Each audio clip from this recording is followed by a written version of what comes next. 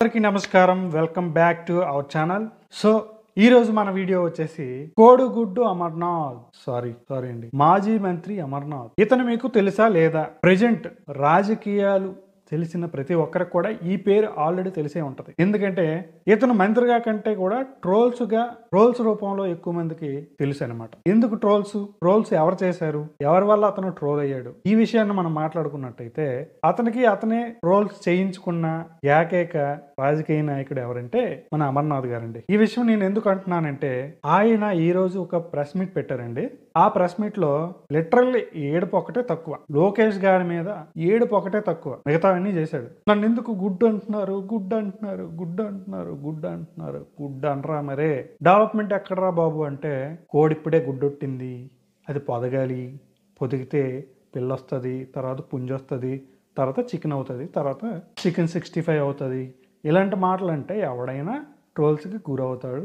Obviously అది common. అది social media ఎరా. ఈ సోషల్ మీడియా ఎరాలో మనం స్పాట్ లైట్లో ఉంటాం ప్రతిదానికి కూడా. ఎందుకంటే ముఖ్యంగా రాజకీయ నాయకులు స్పాట్ లైట్లో ఉంటారు. అలాంటి వారు మాట్లాడేటప్పుడు చాలా జాగ్రత్తగా మాట్లాడాలి. ట్రోల్ మెటీరియల్ అవ్వకూడదు. నువ్వు ట్రోల్ మెటీరియల్ ఇచ్చావా, దాన్ని విపరీతంగా వాడుకుంటారు. ట్రోల్స్ అనగానే మనకు గుర్తొచ్చేది మీమ్స్ అనమాట. అంటే ట్రోల్స్ వేరు, మీమ్స్ వేరు. మీమ్స్ అనేవి పర్వాలేదు. మీమ్స్ అనే దాన్ని ఇప్పుడు మన పైన ఎవరైనా మీమ్ చేశారంటే మనం గర్వంగా ఫీల్ అవ్వచ్చు. ఎందుకంటే మీమ్ రూపంలో మన అందరికీ కూడా కనెక్ట్ అవుతాం. కానీ ట్రోల్ అనేది వేరే. ఎందుకంటే ట్రోల్ చేశారంటే ఈ ట్రోలర్స్ మామూలుగా ఊరుకోరు, ఏడుచుకునేటట్టు చేస్తారు లిటరల్లీ. ఈ రోజు మన అమర్నాథ్ కూడా అదే చేశారు. అదొక్కటే తక్కువ, కళ్ళల్లో వాటర్ రాలేదు అంతే, మిగతా అన్నీ వచ్చాయి. నన్ను ఎందుకు గుడ్డు అంటున్నారు, నన్ను ఎందుకు కోడిగుడ్డు అంటున్నారు, కోడిగుడ్డు మంత్రిని ఎందుకు అంటున్నారు అనేది అన్నాడు. తిరిగి నారా లోకేష్ గారి మీద జయంతికి వర్ధంతికి తేడా లేదు. దాన్ని ఎవడో అంత ట్రోల్ చేయడు, ఎందుకంటే అది ట్రోల్ మెటీరియల్ కాదు. జయంతి బదులు వర్ధంతి అన్నాడు. ఎవరు అంటారు?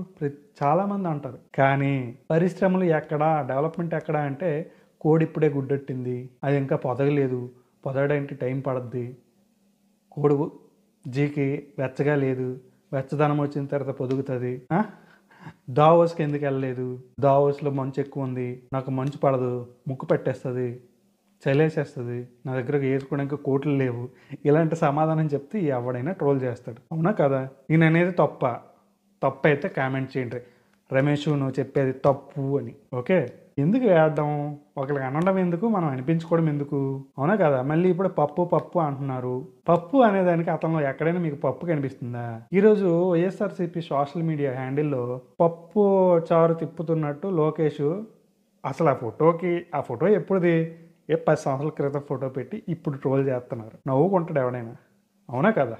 చెప్పండి. ఇదనమాట పంచాయతీ అనేది ఇట్లా ఉంది. ఇలాంటి పంచాయతీల్లో ఈ కాలంలో ఇవి చలవు బాబు, అయిపోయింది.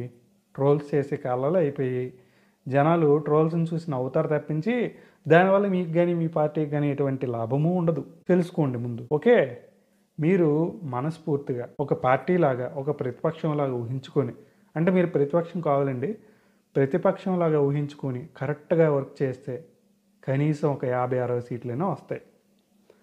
లేదు మేము ఇలాగే ఉంటాం, ఇలాగే ట్రోల్స్ గురవుతాం అంటే ఎవడేం చేయలేడు. సో ఇదండి, వీడియో నచ్చితే తప్పకుండా లైక్ చేయండి. మీ అభిప్రాయాన్ని మంచైనా చెడైనా కామెంట్ చేయండి. ఓకే, సబ్స్క్రైబ్ చేసుకోవడం వల్ల నా వీడియోలు మీరు తప్పకుండా మీ మొబైల్లోకి వచ్చేస్తాయి. ఓకే.